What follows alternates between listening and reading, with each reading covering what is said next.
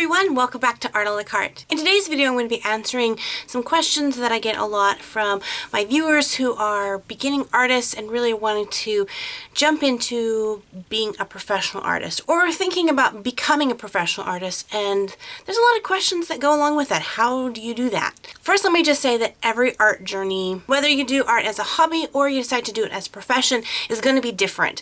Some things may work better for other artists than they do for you. So my first suggestion is to do research, watch videos like this one where artists are explaining what works best for them, and then try it out, see if it works. If it does, awesome. But if it doesn't, don't worry, you're going to find the right route that works best for you.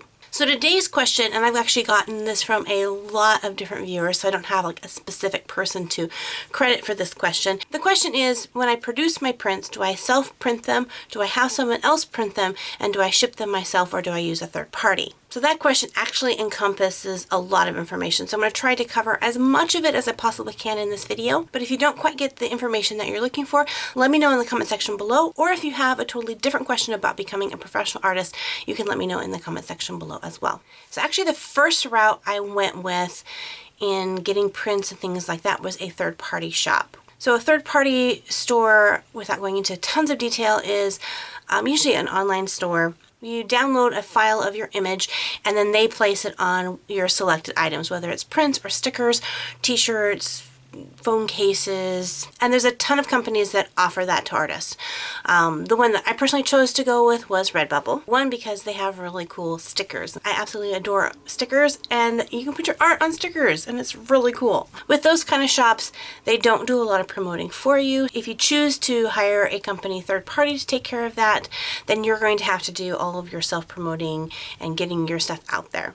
The plus side on this is once you initially set up your store and you download the image into their file system, that's all you have to do. They take care of the order, producing the order, and shipping the order.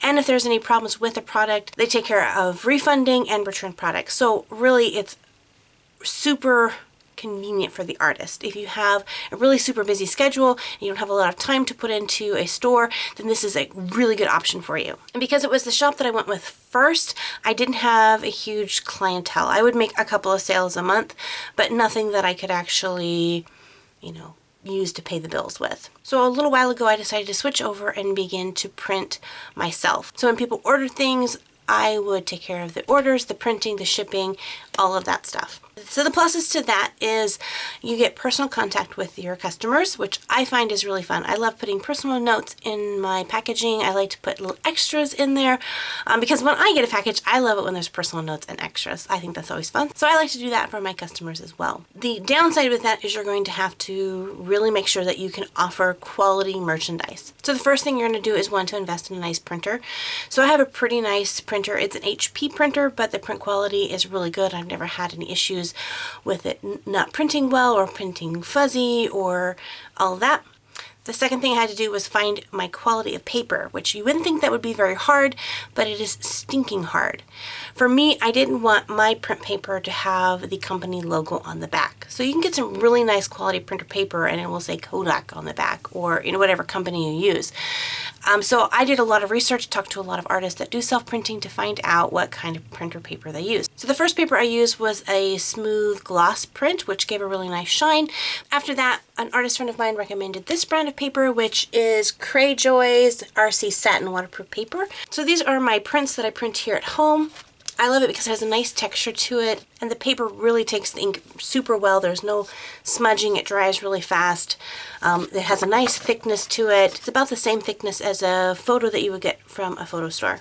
A thing you're going to want to take into consideration when you're creating your products is customer feedback.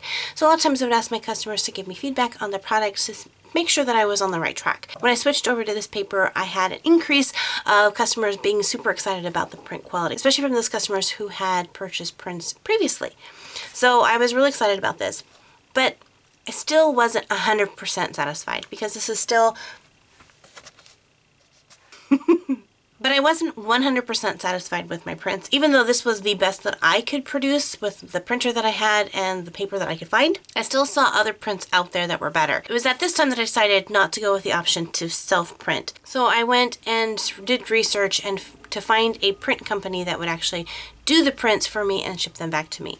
And I have to tell you that there are a gazillion print companies out there. Everyone is a little bit different. Prices are different. Their quality is different. What works for my art may not work for your art. So there's not one that I could recommend, yes, go with this company, because it just might not work for you. What I would suggest is just research it. A lot of professional companies will give you samples of their paper for free. So if you just go and do research on their website, you'll finally find a place that you can submit for a free sample, and they send you a little packet. So the plus side to hiring a company to do the printing is if you find the right printer, you're going to find a really good quality. So this is now the quality that I have. So it's a really nice glossy print on this side, has a little bit of a texture on the back. Everything about this I absolutely adore. The nice thing is that you can get them in a variety of different sizes. So this is my 5x7, this is a 6x4. I also have poster sizes which are 11 by 17 inches. So that's really nice to have a lot of options. The negative side to hiring a print company is you're going to have to order in bulk. So you can't just order 10 prints of this or 5 prints of that, because you're going to be paying so much that you won't be able to turn a profit.